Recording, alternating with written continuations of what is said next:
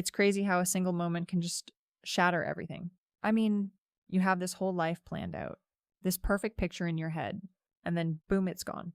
You know that saying, my husband confessed to having an affair with my sister, just as I found out I was pregnant. Yeah, well, that's not just some clickbait title for me. That's my life. Every messy, awful, heart-wrenching second of it. It's like a story you hear about, but you never ever think it's going to happen to you. My name's Emily, by the way, and I'm 35. My husband, Henry, is 30. The beginning of the end. Henry and I have been married for 5 years. Both of us are doctors at this huge university hospital. And honestly, our life looked pretty perfect from the outside. But let's be real. It was a constant juggling act. The long hours, the emotional weight of our jobs, it took a toll. There were times when it felt like our careers were the only thing we had in common. We helped each other through it. Though, he was my person. My best friend. I never once thought I'd have to picture a future without him. For years. We tried to have a baby? Nothing. We eventually gave up, telling ourselves that if it was meant to be, it would happen naturally. It was a hard dream to let go of. But we focused on our careers and our relationship instead. Then, 2 months ago, I started feeling off. I was getting morning sickness, but I just chalked it up to stress from work.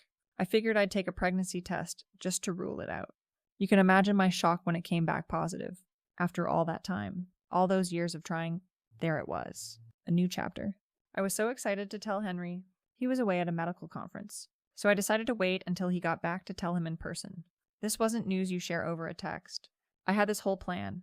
I made a reservation at our favorite restaurant, the one we went to for special occasions. I couldn't wait to see his face. The revelation, I went to pick Henry up from the airport, but something felt wrong the second I saw him. He was so distracted and distant. No warm hug. No smile. He just mumbled a greeting and barely even looked at me. I tried to brush it off, thinking maybe the flight was rough or the conference was stressful. I mentioned the dinner reservation, hoping it would cheer him up, but he just sighed and said, we should probably just go home. He sounded so annoyed, like the thought of spending time with me was a burden. I was so confused. It wasn't like him. We ended up going anyway. But the tension in the car was so thick you could cut it with a knife. He barely spoke during dinner. I tried to make small talk about the conference, but he just gave me one-word answers. He was usually so animated after these things, full of stories about the people he met and the ideas he discovered. This time, he was just closed off. I started to get really nervous. I knew something was going on, but I had no idea what. Still, I was so desperate to tell him about the baby. I had waited long enough.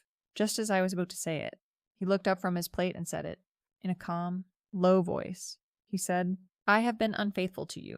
My world just stopped. I laughed it off at first, thinking I misheard him. The restaurant was loud. I thought he was joking. I looked at him, and he just looked back at me, straight in the eyes. For the first time all day, he said it again. I've been having sex with Emma, your sister. The aftermath. The words just hung there in the air. Emma? My sister. The world went numb. I felt the heat of betrayal building in my chest. He just sat there, so calm and detached, as if he was just telling me about the weather. No regret. Nothing. My love. My marriage. My own sister. It was all disintegrating before my eyes. I asked him when it started, and he just casually started talking about how they'd been sleeping together for months. It started when Emma broke up with her boyfriend. I remember that. I was the one who invited her to stay with us. I wanted to help her. I thought we were helping her heal. Meanwhile, they were getting closer behind my back. My husband and my sister, the two people I trusted the most.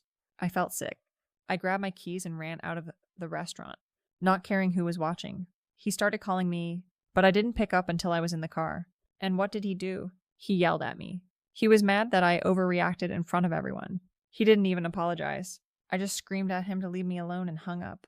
I drove home, barely able to see through my tears. I locked myself in our bedroom and just sobbed until I was completely exhausted. When I finally went downstairs later that night, I found him sleeping on the couch. How could he sleep so soundly after what he had done? I looked at his phone, which was right there on the table. For the first time ever, I went through his phone. He was so confident that I wouldn't ever suspect a thing, that he hadn't even bothered to change his passcode. I saw their messages, the pictures, my sister and my husband, laughing and joking and planning their secret rendezvous. What broke me the most was a message from Emma, talking about how the excitement of lying made their relationship better, that it made the sex better. It was just unimaginable. I took pictures of everything and went back upstairs. I packed a bag. I knew I couldn't live there anymore. Not with him, not now that I was having a baby. A new beginning. I drove straight to my parents' house. They were shocked to see me, but they didn't ask any questions. I just told them I needed to stay for a while. After I told them everything, they were furious. They cut Emma off completely. She's been texting me, saying it was a mistake, but I don't think I'll ever be able to forgive her. Henry's family has been amazing, though they told me they were ashamed of him and that I would always be a part of their family. His mom calls me all the time to check on me and the baby. Henry came over to my parents' house to try and talk, and it just got worse. He started blaming me, saying I was too busy with work and hadn't shown him affection. He even had the audacity to say that our child deserved to have two parents, even though he didn't want the baby in the first place. When I reminded him of that, he tried to backtrack, saying he would change his mind once he held the baby. He's such a coward. When I told him his own parents sided with me, he sneered, saying they'd always forgive him. I just couldn't contain myself. I told him his parents were done with him and were giving my baby his inheritance instead. The look on his face, it was a mixture of shock and rage. He started yelling, calling me vile for ruining his life. That's when my dad came out. He pulled Henry away from me and pushed him out the door. He told Henry that if he ever showed his face again, it would be his last day on Earth. A better future. It's been 8 months since all of this happened. My daughter is doing great. Henry's parents have been amazing. They set up a trust fund for her and have completely cut Henry off. I have full custody of our daughter, and the divorce is final. He pays a hefty amount of alimony and child support, but he hasn't shown much interest in being a father beyond that. He tried to get partial custody during the proceedings, but the judge was unimpressed, especially after his parents testified about his behavior and his initial desire for me to miscarry. He also tried to get back with Emma, but she's moved to a different state and doesn't want anything to do with him. The night I gave birth was beautiful. My mom and Henry's mom were in the delivery room with me. His mom promised that her granddaughter would always know she was loved, and she has kept that promise. My daughter is the most beautiful thing to come out of this entire catastrophe. She has my eyes, and every time she laughs or smiles, it's a reminder that leaving was the right choice. My parents have been my pillars of support. My dad, who's not usually very emotional, is so mushy with his granddaughter. He helped me set up a beautiful nursery. I'm truly in a better place now. The betrayal still stings, but it doesn't define me anymore. I'm a successful doctor, a new mom, and I've rebuilt my life on my own terms. It's not the life I had in mind, but it's better than anything I could have ever dreamed of when I was trying to work things out with Henry. I'm a firm believer that sometimes the family you choose is stronger than the one you were born into. My daughter and I deserve better than what Henry and Emma did to us, and we have it. We have love all around us. Finding my strength. The first few weeks after the birth were a blur of sleepless nights and overwhelming love. The little moments, like her tiny hand curling around my finger, felt like a miracle. I'd look at her and see nothing but potential. A life unburdened by the messes Henry and I had created. She was my second chance. My strength. My colleagues at the hospital were incredibly supportive. The news of the affair had spread like wildfire. And for a while, I felt like everyone was staring at me. But instead of judgment, I got compassion. People I barely knew would stop me in the hallway to ask how I was doing. They'd bring me coffee, or just offer a silent nod of solidarity. It was the little things that reminded me I wasn't alone. I even ran into Henry's father one day in the cafeteria. He looked so worn down. He pulled me aside and said, "Emily, I want you to know we are so proud of you, and ashamed of him. She will never want for anything, not as long as we're around." He didn't have to say anything, but it meant so much. The divorce was surprisingly clean. He didn't fight me on anything. I think seeing his parents side with me and knowing he was losing his inheritance had really shaken him. He tried to act like a changed man during the custody hearing, but his parents testifying about his awful behavior and how he wanted me to miscarry, that sealed the deal. The judge saw right through him. He was a passive-aggressive mess, but for the first time, he had to face the consequences. Emma, on the other hand, was another story. She kept trying to get in touch, not just with me, but with our parents. She'd send long, rambling emails about how families should stick together. My mom eventually lost it and replied, "Yes, Emma, family should be together. That's why we're with Emily." It was a relief when she finally moved away. I heard she tried to reach out to a mutual friend to see her niece. I quickly shut that down.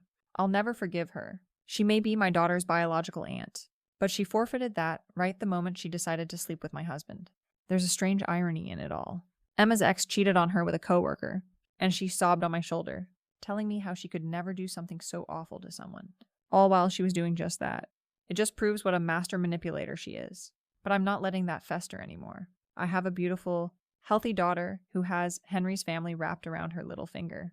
His mom comes over at least once a week to help out and spoil her granddaughter. She's the kind of grandma every child deserves. Henry still pays his child support on time, but I know it's because his parents are watching.